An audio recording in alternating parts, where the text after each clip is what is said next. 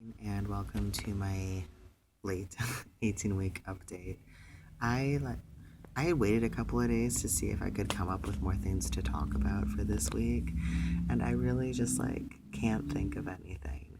We had we had a second test because I talked about the first genetic screening that they did, and we did another one where they draw some blood and they check the proteins in it, and they're looking for neural tube defects.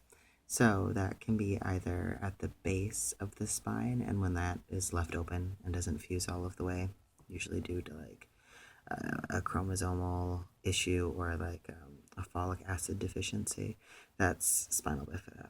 And when it doesn't form at the top, then you get an encephaly, and that's usually manifest as a complete lack of development, like where there's virtually nothing in the skull at all except for a brain stem, or a massively underdeveloped brain in a skull that isn't completely fused together. So it's very, very serious condition. And I think there's one boy who was born with it. And last I heard, and that was a couple years ago, he had made it to a year or two, which is a miracle because most babies born with an encephaly die shortly thereafter because there's just not enough brain tissue to really even be able to successfully operate the body. So, and if they do go on to survive, like in the case of this little boy, then it's with significant limitations. So, and that came back good. Everything was in the typical range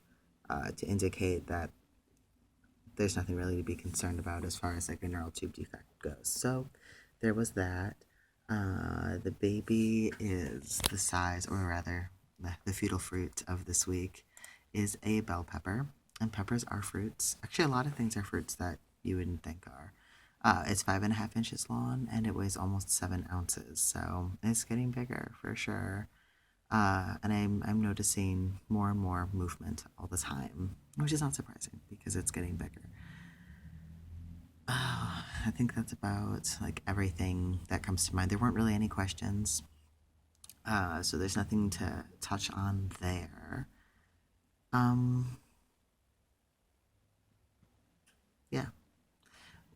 So I don't know. Maybe this would be good motivation this week since there's so little to discuss on this topic. Maybe I'll make that video and discuss what going off of testosterone cold turkey was like. There's definitely things to talk about there.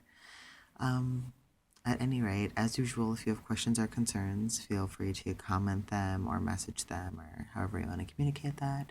And I will see you next week when I will be 19 weeks along and hopefully we'll have more to talk about. Okay, bye-bye.